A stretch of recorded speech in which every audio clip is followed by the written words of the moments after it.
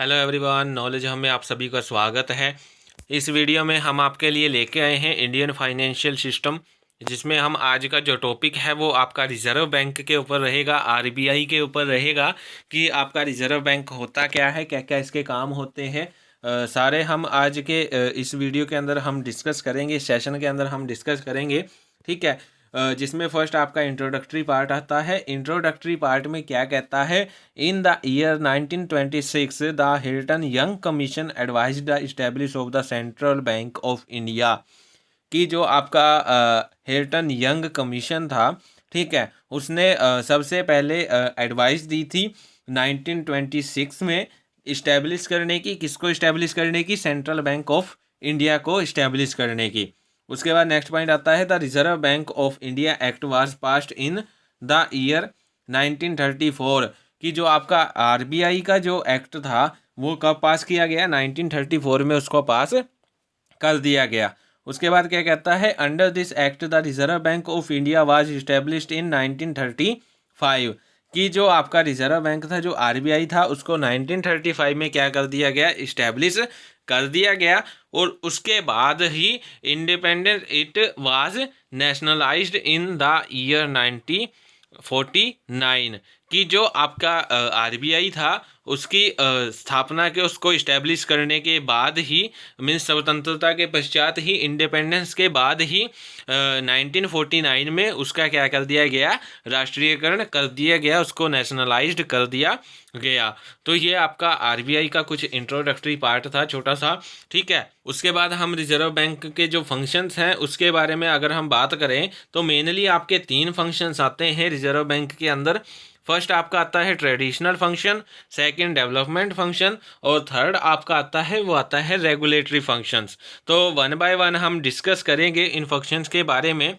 तो फर्स्ट आपका आता है वो आता है ट्रेडिशनल फंक्शंस ऑफ आरबीआई। कि आरबीआई के जो ट्रेडिशनल फंक्शंस हैं वो कौन कौन से हैं? फर्स्ट आपका आता है central banking functions. Central banking function में आप फर्स्ट क्या करते हो? Issue of currency notes. कि जो आपका आरबीआई होता है उसको नोट छापने का एक अधिकार होता है, मोनोपोली होती है।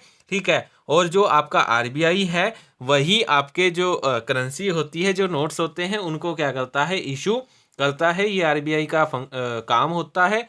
उसके बाद सेकंड पॉइंट आता है रेगुलेशन ऑफ क्रेडिट, साख का नियमन। कि जो आपका आरबीआई होता है, ठीक है, वो क्या करता है? वो जितनी भी आपकी क्रेडिट जो है, क्रेडिट का मतलब क्या है? जितने भी आपके बैंक जो है ऋण देते हैं उनसे रिलेटेड जो भी पॉलिसीज होती हैं, ठीक है, उन पर जो नियंत्रण होता है, उनको जो रेगुलेट करता है, वो कौन करता है? वो आपका आरबीआई करता है। आरबीआई का ये काम होता है कि वो क्रेडिट को क्या करे? रेगुलेट करे। ठीक है। ऋण से रिलेटेड जो भी पॉलिसीज है उनको क्या करे? रेगुलेट करे। उसके बाद क्या कहता है? बैंकर्स ऑफ बैंक, बैंकों का बैंकर। कि जो आपका सेंट्रल बैंक होता है, ठीक है, रिजर्व बैंक होता है, इसको क्या है? सारे बैंकर्स का सारे बैंक्स का क्या कहा जाता है? बैंकर्स कहा जाता है। ठीक है। और इस संबंध में यदि अगर किसी बैंक को नीड होती है, ठीक है, किसी भी व्यापारिक बैंक, कॉमर्शियल बैंक है, ठीक है, उसको डायरेक्शंस देनी हो, उसके ऊपर कंट्रोल करना हो, या उसको ऑर्गेनाइज्ड करना हो, ठीक है, या संकट काल में, मीन्स इन केस अगर फेलियर हो जाता है किसी बैंक में, ठीक है, तो जब कभी भी किसी बैंक को नीड पड़ती है तो वो आरबीआई को ही याद करता है। और आरबीआई जो है उसका ये काम होता है, उसका ये फंक्शन होता है कि वो जितने भी कॉमर्शियल बैंक हैं, ठीक है, उनको क्या करे? आर्थिक सहायता प्रदान करे, उनको हेल्प दे। ठीक है। उसके बाद नेक्स्ट पॉइंट आपका आता है वो आता है बैंकर ऑफ द गवर्नमेंट, सरकार का बैंकर। कि जो आपका आरबीआई होता है, ठीक है, वो आपका सेंट्रल जो गवर्नमेंट जो होती है और जो आपकी स्टेट गवर्नमेंट होती है उनका क्या है? बैंकर है। ठीक है। आरबीआई आपका सेंट्रल गवर्नमेंट और स्टेट गवर्नमेंट का क्या है? बैंकर है। ठीक है। इसके अंदर जो भी कैश बैलेंस होता है गवर्नमेंट के पास, जो कैश बैलेंस होता है वो सारा का सारा किसके पास होता है, आरबीआई के पास होता है। ठीक है, और जब गवर्नमेंट का ऑर्डर होता है तो वो जिसको भुगतान करने के लिए कहती है वो उसको क्या कर देता है, पेमेंट कर देता है। ठीक है, तो ये आपका जो आरबीआई है वो गवर्नमेंट के अकॉर्डिंग भी क्या करता है, काम करता है। जो भी गवर्नमेंट उसको ऑर्डर देती है उसके अकॉर्डिंग वो क्या करता है, काम करता है। उसके बाद नेक्स्ट पॉइंट आता है रेगुलेशन ऑफ फॉरेन एक्सचेंज, कि जो आपका आरबीआई होता है उसका ये काम होता है कि फॉरेन एक्सचेंज से रिलेटेड जो भी काम है उसको वो क्या करे, रेगुलेट करे। जैसे एक्सचेंज हो रेट होगी, ठीक है, उसको क्या करना, उसको रेगुलेट करना आपका आरबीआई का एक फंक्शंस होता है। उसके बाद नेक्स्ट पॉइंट आता है वो आता है अदर फंक्शंस का। अदर फंक्शंस कौन कौन से होते हैं? फर्स्ट आपका आता है एक्सपोर्ट असिस्टेंट, निर्यात सहायता, कि आपका जो आरबीआई होता है वो आपका निर्यात में भी सहायता करता है। ठीक है, जो भी आपके इंपोर्ट एक्सपोर्ट बैंक्स जो होते हैं, ठीक है, उनके ऊपर जो भी कर्जा होता है, ठीक है, उसको रीफाइनेंस करने का काम कौन करता है, आरबीआई करता है।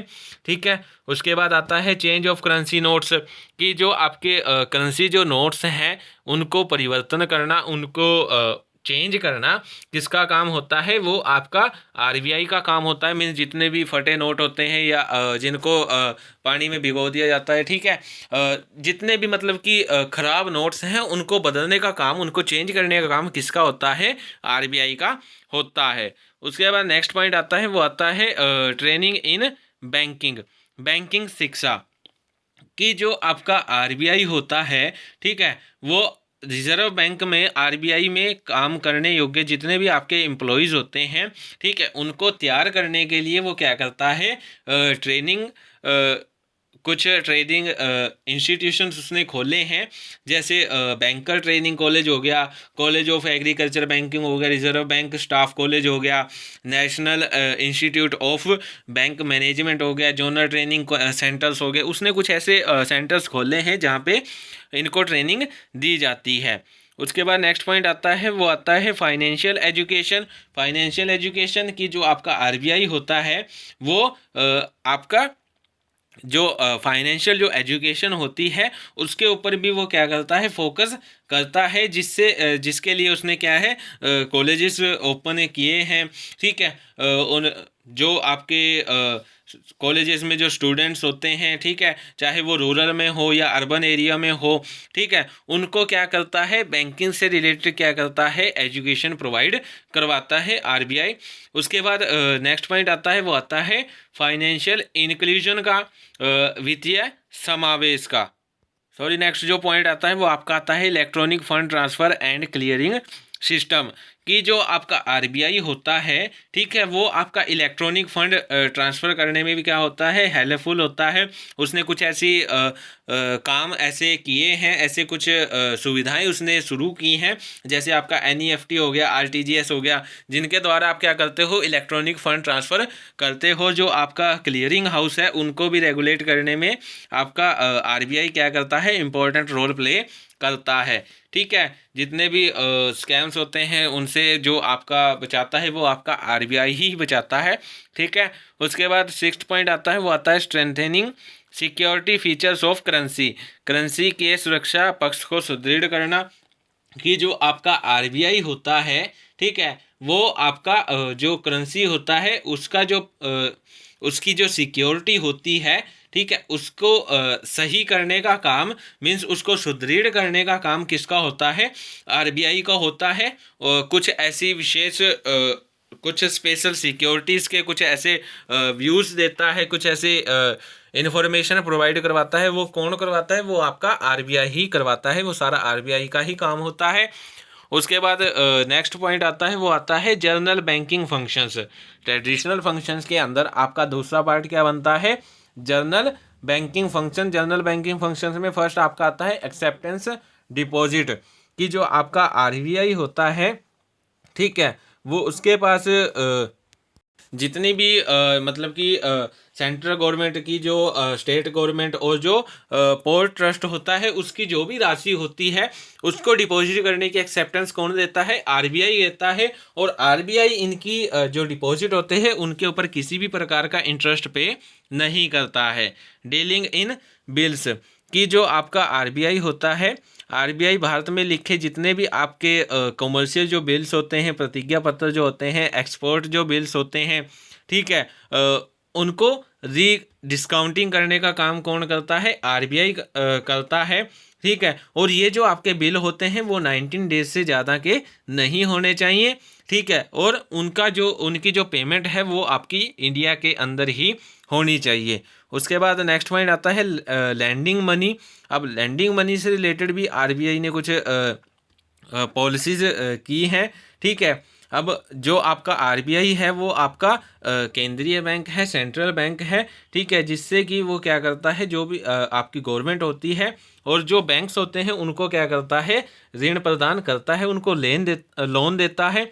लेकिन ये जो लोन होते हैं वो 19 डेज से विद इन 19 डेज के अंदर क्या करने होते हैं, पे करने होते हैं। ठीक है, और जो आपका लोन है उसको मतलब कि लेने के लिए जो भी आपका लोन लेने वाला होता है उसको अपनी कुछ चीज़ उसके पास क्या करनी पड़ती है, गिरवी रखनी पड़ती है, मोर्टेज पे रखनी पड़ती है। उसके बाद नेक्स्ट पॉइंट आता है डील्स इन फॉरेन सिक्योरिटीज़ कि जो आपका आरबीआई होता है, ठीक है, वो देश की उच्च रेटिंग यानी कि हाई रेटिंग वाली जो सिक्योरिटीज़ होती हैं उनको क्या कर सकता है, उनको बेच सकता है और उनको खरीद भी सकता है। ठीक है, और जिनको खरीदने की जो तारीख होती है वो विद इन 10 ईयर्स के अंदर उसकी पेमेंट कर देता है।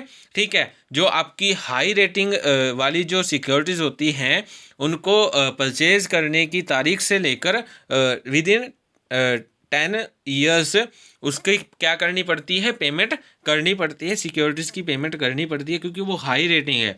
ठीक है, उसके बाद नेक्स्ट पॉइंट आता है टेकिंग ऑफ लोन्स, ऋण लेना कि जो आपका आरबीआई होता है वो कभी भी किसी भी कोई भी ऐसा अनुसूचित जो बैंक है, ठीक है, आवश्यकता पड़ने पर जब भी उसको ज़रूरत पड़ती है वो किसी भी बैंक से क्या कर सकता है, लोन ले सकता है। परंतु ये जो लोन होता है वो उसको विद इन 30 डेज क्या करना पड़ता है, पे करना पड़ता है। उसके बाद नेक्स्ट पॉइंट आता है डील्स इन कॉस्टली मैटर्स कि जो आपका आरबीआई होता है, ठीक है, आरबीआई बैंक जो भी आपका गोल्ड होता है, सिल्वर और जो इन धातुओं के जो भी सिक्के बने होते हैं उनका क्या करता है, क्रय विक्रय करता है। उनके अंदर ही वो क्या करता है, डील करता है। जितने भी आपके कॉस्टली मेटल्स होते हैं उनके अंदर ही आपका आरबीआई क्या करता है, डील करता है। उसके बाद deals with banks of other countries कि जो आपका आरबीआई होता है, ठीक है, वो आपका जो दूसरे जो फॉरेन बैंक जो होते हैं उनके साथ भी वो क्या करता है, डील करता है। और वो डील कैसे करता है, आईएमएफ के द्वारा करता है क्योंकि वो आईएमएफ का भी एक मेंबर माना जाता है। ठीक है, जिसके द्वारा वो क्या करता है, दूसरे जो बैंक्स होते हैं उनके साथ डील करता है। उसके बाद नेक्स्ट पॉइंट आपका आता है, वो आता है ये आपका ट्रेडिशनल फंक्शंस का टॉपिक था। उसके बाद आपका डेवलपमेंट एंड रेगुलेटरी फंक्शंस आते हैं आरबीआई के। फर्स्ट आपका क्या है, डेवलपमेंट फंक्शन। डेवलपमेंट फंक्शंस कौन से हैं, आरबीआई क्या क्या करता है, एग्रीकल्चर का डेवलपमेंट करने में वो हेल्पफुल होता है, इंडस्ट्रियल को डेवलप करने में हेल्पफुल होता है, फॉरेन जो ट्रेड होती है, ठीक है, उसको इनक्रेज करने में वो हेल्पफुल होता है, और जो आपका बिल मार्केट जो है उसको डेवलप करने में भी आपका जो आरबीआई होता है वो क्या होता है, हेल्पफुल होता है। उसका ये फंक्शन होता है कि जो आपका एग्रीकल्चर जो क्षेत्र है, एग्रीकल्चर का जो एरिया है उसको डेवलप करें। ठीक है, और उसको डेवलप करने के लिए उसने कई ऐसे कॉरपोरेशंस बनाए हैं। ठीक है, जैसे आपका नाबार्ड हो गया, एआरडीसी हो गया, ठीक है, कुछ ऐसे एग्रीकल्चर क्रेडिट डिपार्टमेंट हो गया, कुछ ऐसे कॉरपोरेशन डिपार्टमेंट उसने बनाए हैं जिससे कि आप क्या कर सकते हो, एग्रीकल्चर को डेवलप कर सकते हो। ठीक है, और उसके बाद जो आपके इंडस्ट्रियल जो एरिया है उसको एनकरेज करने के लिए आपके आरबीआई ने कई ऐसे फाइनेंशियल जो हेल्प्स हैं उसने प्रोवाइड करवाई हैं। ठीक है, उसने कुछ ऐसी संस्थाएं भी, ऐसे इंस्टीट्यूशन भी उसने क्या किए हैं, इस्टेब्लिश किए हैं जो कि आपके इंडस्ट्रियल एरिया को क्या करते हैं, लॉन्ग टर्म के लिए लोन प्रोवाइड करवाते हैं। ठीक है, ये आपके इंस्टीट्यूशन जैसे IFCI हो गया, ठीक है, ICICI हो गया, IDBI हो गया, SIDBI हो गया, ठीक है, कुछ ऐसे उसने इंस्टीट्यूशंस प्रोवाइड करवाए हैं जहाँ से वो इंडस्ट्रियल एरिया को क्या कर सके, लोन दे सके। ठीक है, उसके बाद आपका फॉरेन एक्सचेंज को भी एनकरेज करने के लिए भी इसने क्या है, एक इंपोर्ट एक्सपोर्ट बैंक को क्या किया था, इस्टेब्लिश किया था। और उसकी जो इस्टेब्लिशमेंट डेट है वो आपकी 1982 ईयर है। उसमें इसने क्या है, इम्पोर्ट को क्या किया था, बैंक को इस्टेब्लिश किया था ताकि आपकी जो फॉरेन ट्रेड है उसको क्या किया जा सके, एनकरेज किया जा सके। उसके बाद इसने बिल मार्केट को भी डेवलपमेंट करने के लिए कुछ ऐसे एक्ट बनाए थे, कुछ ऐसे रूल्स स्कीम्स इसने क्या की थी, अप्लाई की थी, इसने स्टार्ट की थी, जिससे कि आपका जो बिल मार्केट है उसको क्या कर सके, ईजिली उसका डेवलपमेंट किया जा सके। ठीक है, तो ये आपका RBI का डेवलपमेंट फंक्शन होता है। उसके बाद RBI का रेगुलेटरी फंक्शन क्या है, रेगुलेशन ऑफ बैंक्स।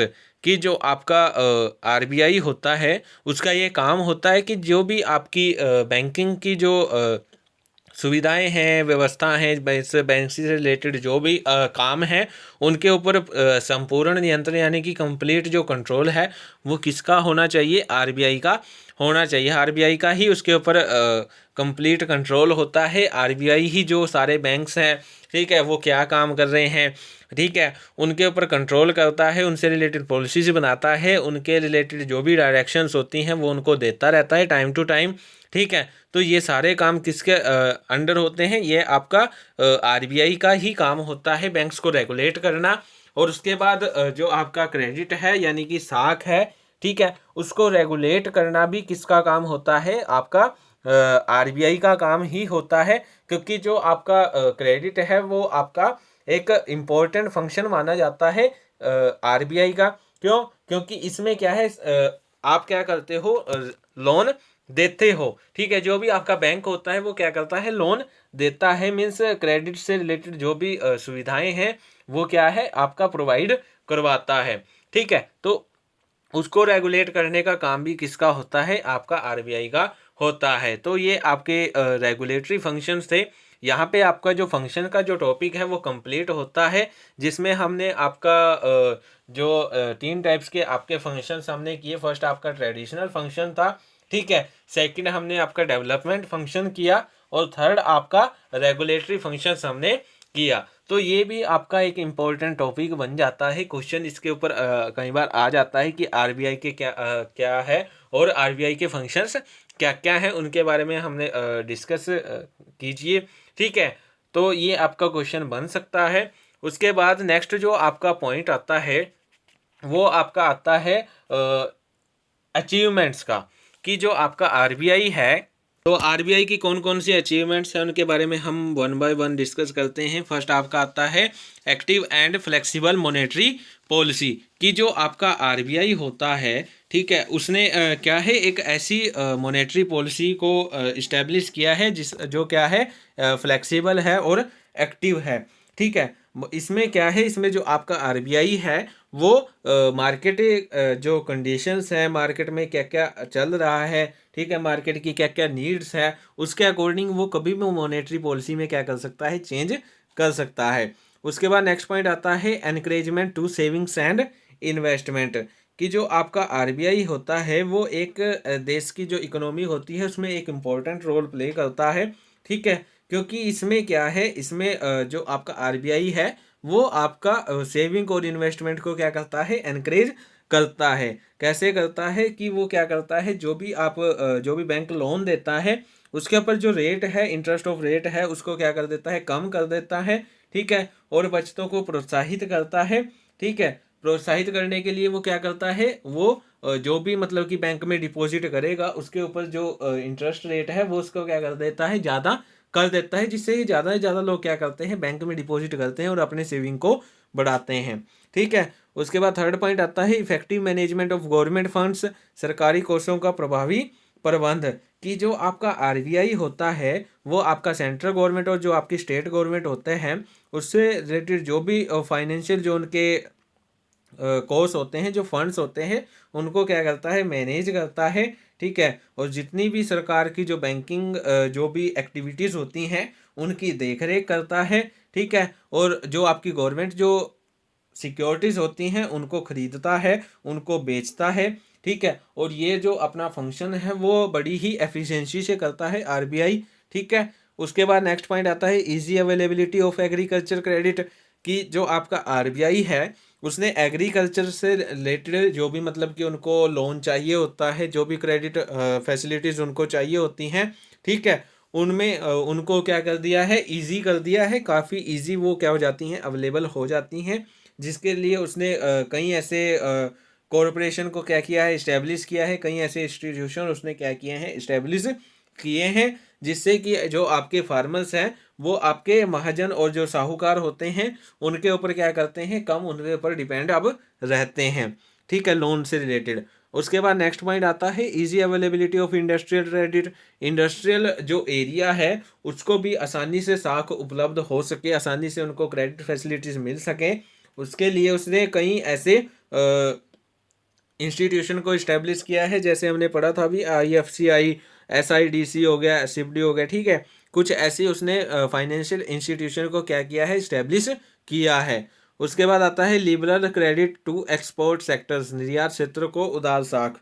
कि जो आपका भारतीय रिजर्व बैंक है, ठीक है, उसने जो आपके निर्यातक जो होते हैं, जो आपके एक्सपोर्टर जो होते हैं, ठीक है, उनको रियायती ऋण और जो आपका इंपोर्ट एक्सपोर्ट बैंक है उसकी स्थापना की है, उसको इस्टेब्लिश किया है।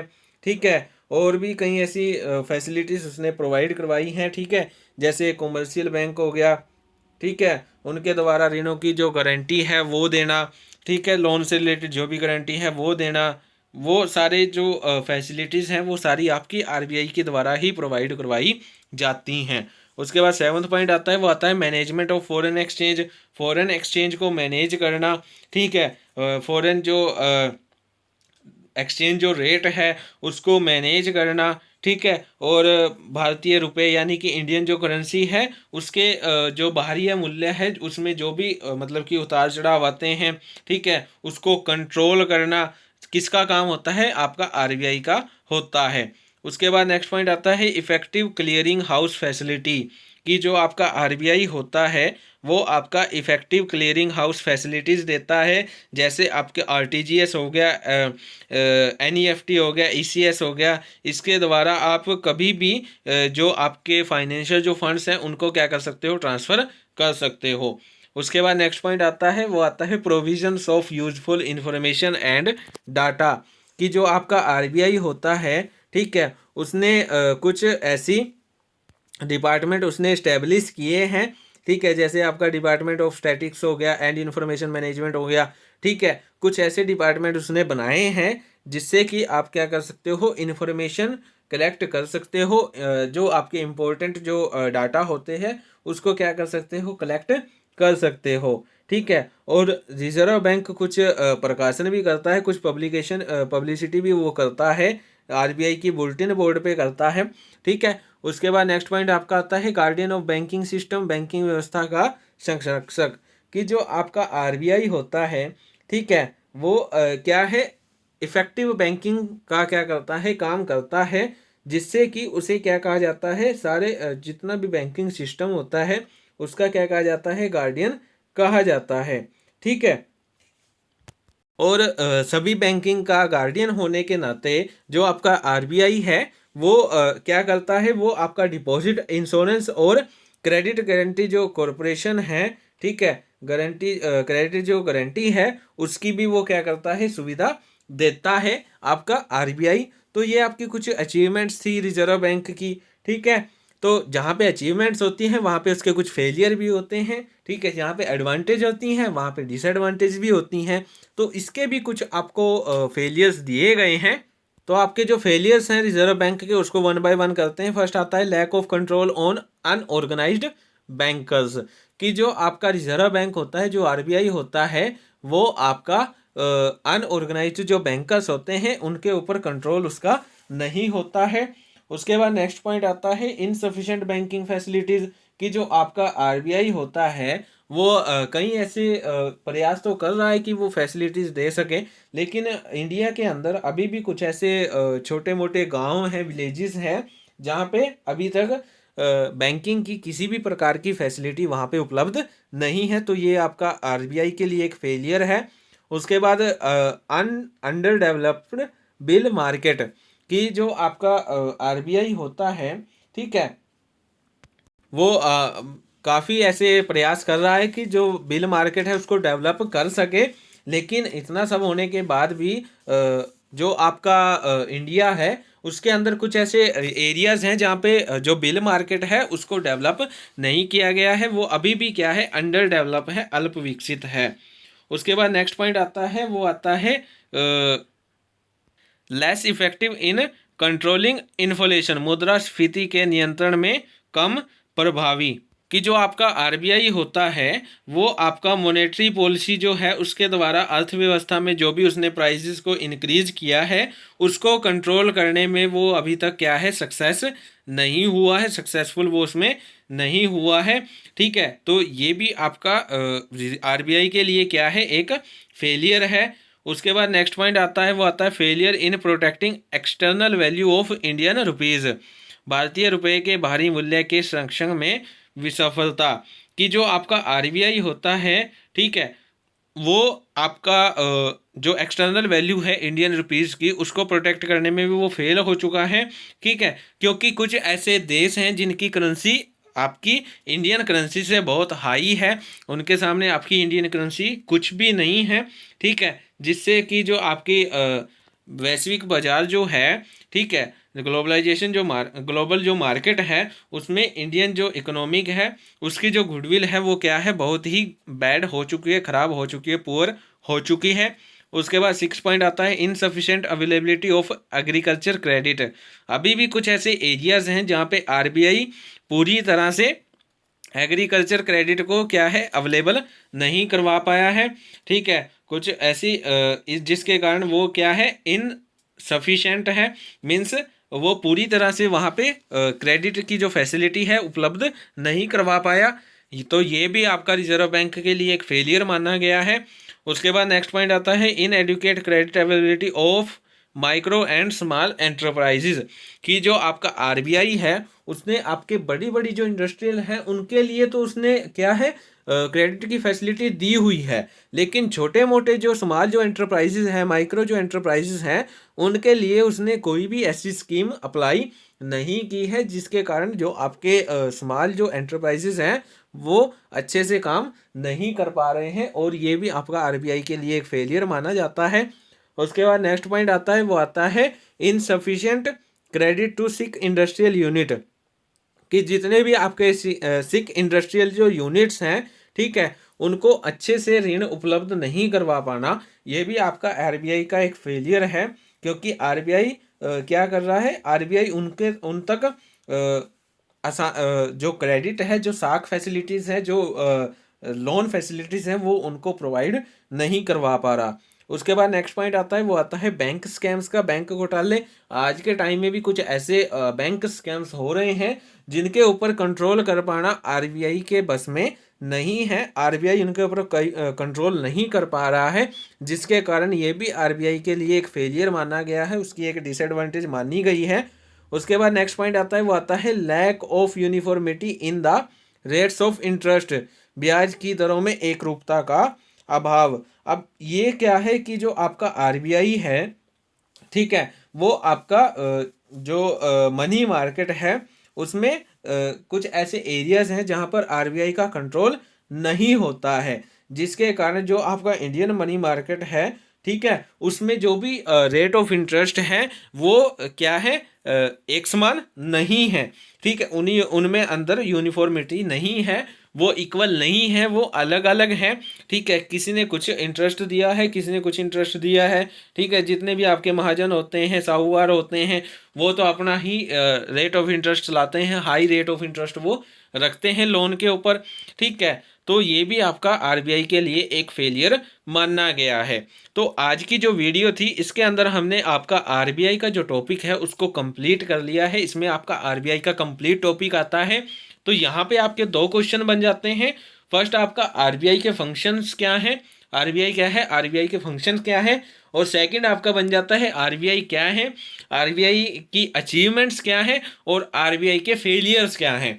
ठीक है, तो ये आपके 2 क्वेश्चन यहाँ पे बन गए हैं। सो आज की वीडियो में हमने क्या किया, उसके अंदर हमने आरबीआई का इंट्रोडक्टरी पार्ट किया। देन उसके बाद हमने आरबीआई के फंक्शंस के बारे में डिस्कस किया, जिसमें आपके ट्रेडिशनल, डेवलपमेंट और रेगुलेटरी फंक्शन के बारे में हमने डिस्कस किया। देन उसके बाद क्या क्या उसकी अचीवमेंट्स हैं उसके बारे में हमने डिस्कस किया, और लास्ट में उसके क्या क्या फेलियर्स हैं रिजर्व बैंक के, उसके बारे में हमने इस वीडियो के अंदर डिस्कस किया। सो आज की वीडियो में इतना ही। Thank you. For more knowledge, for more videos, please like, share and subscribe my YouTube channel.